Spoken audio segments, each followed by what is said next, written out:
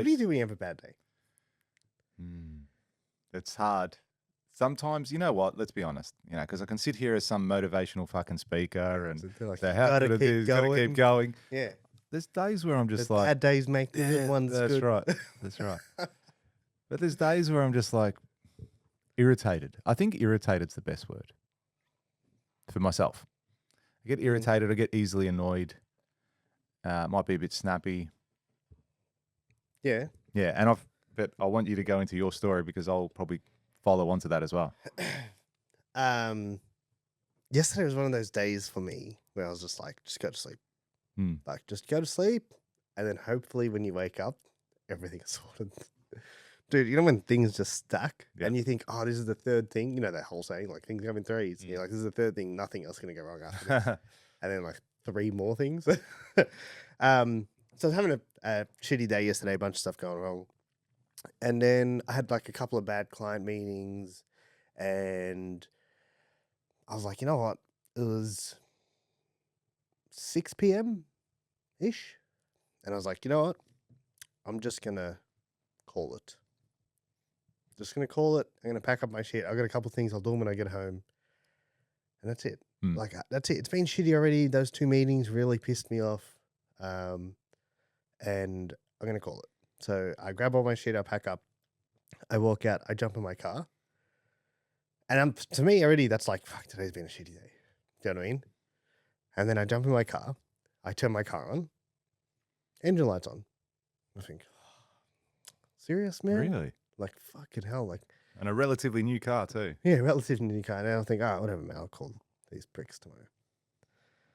And take off, start driving, get halfway down Vic Ave to notice something flapping on my window, my windscreen. Who the fuck is that? Fine. I'm like, really? Like, I've got a permit.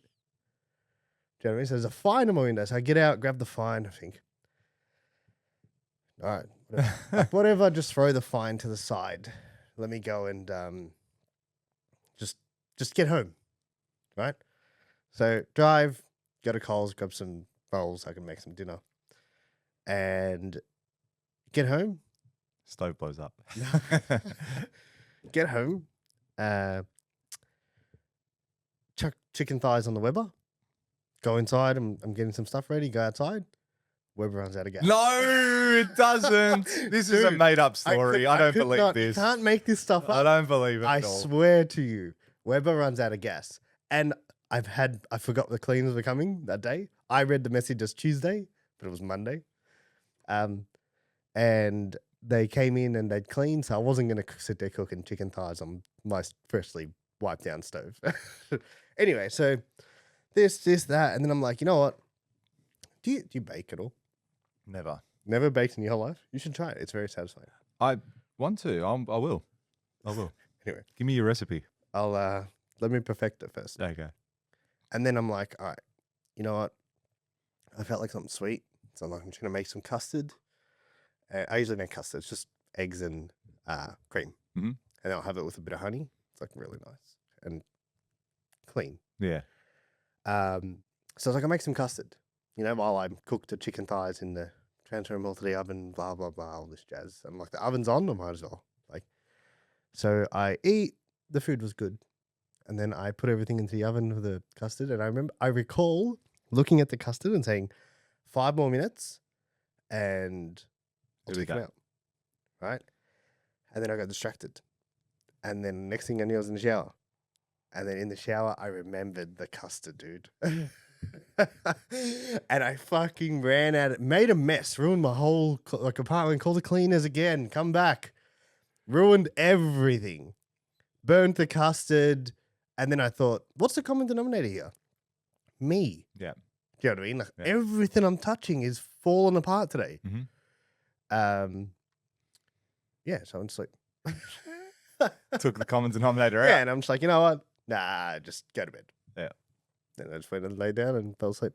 Good. Nice and early at that time? What time was that? 9:30. Yeah, it's pretty early. Yeah. Got a good sleep now? Feeling nice and fresh? Yeah. No, you're not. Still feel the same? Do you still feel irritated right now? I still have to solve half of these problems. None of them got fixed. So I've Yeah. got to go get the gas or whatever. I've still got to go call City of Port Phillip and say, hey, are you Yeah. guys blind? Yeah, exactly. Do you know what I mean? I've got a fucking permit. Here's my permit. And go contest that fine. I've still got the other stuff I still need to sort out. But it was kind of like this is not going to stop. Like one after another, after another, after another. And I'm like, man, like, but then it's like, you must be doing something. I like to frame it in that way because then it gives you some level of control. Yes, absolutely. Oh, it always is. It always is. Yeah. Like, what? Is it just all a coincidence? Yeah. Like, here's the thing. And how many days are there in a year? 365. 365.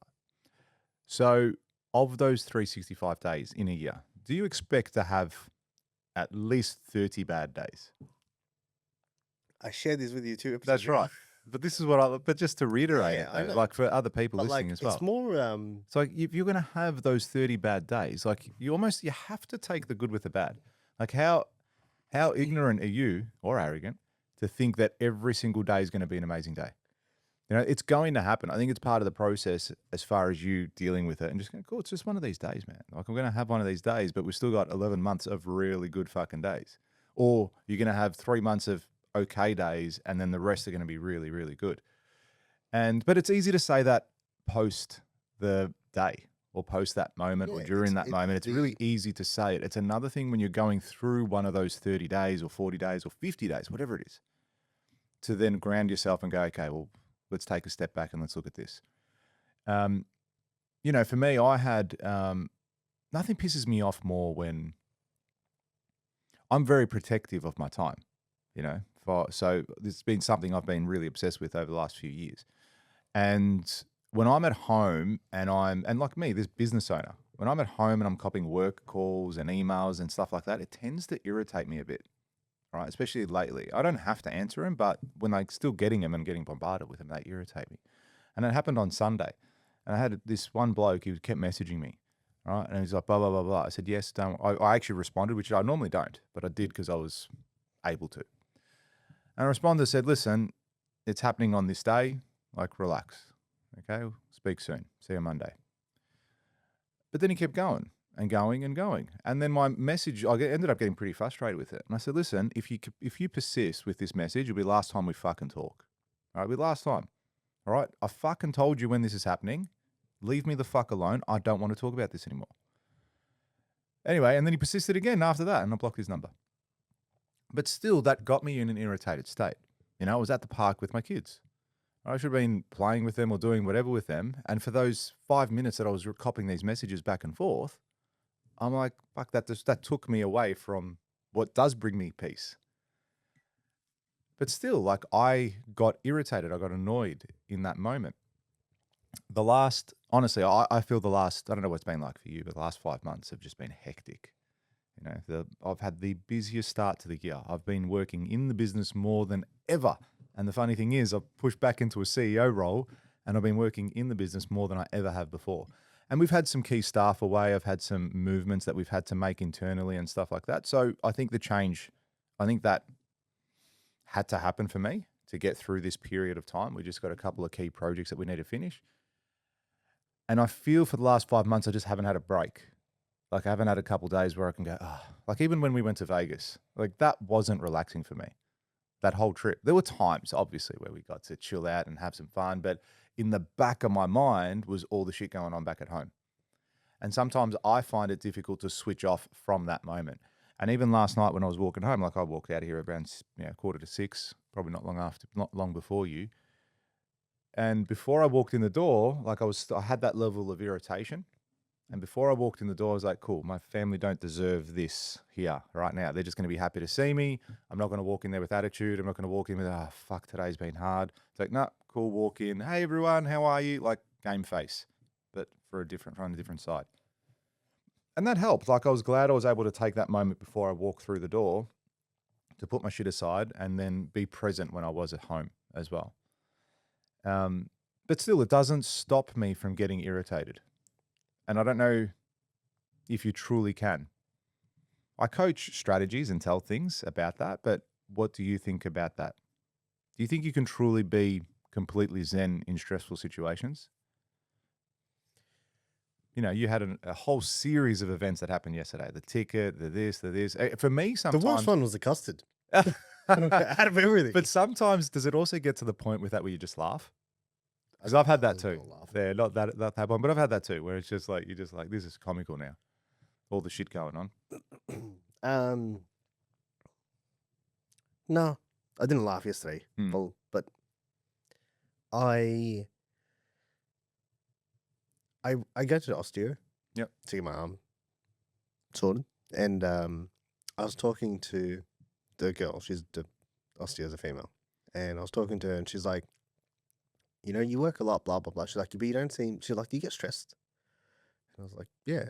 She's like, you don't seem like the sort of person that gets stressed. Like every time I see you, you're kind of just like, hey, blah blah blah. And I was like, yeah. And I was like, every time I get really stressed, I just remind myself that you're gonna die and none of this can matter. Like zoom out far enough and none of this shit matters. Like, you know what I mean? The client, the car, the ticket, the custard, who gives a fuck? Yeah. Like you won't even think about this in 10 months time. It does not matter. Now. Like your time here is now. It's limited. You're gonna be buried one day. People are not gonna remember your name. That's it. It's like, I'll remember this podcast. You know why? Why? Because I'll all be subscribed. If you like that clip and you want to watch another one, click just over here. And if you want to watch the full episode, click just over here. Don't forget to subscribe to the channel, and thanks for watching.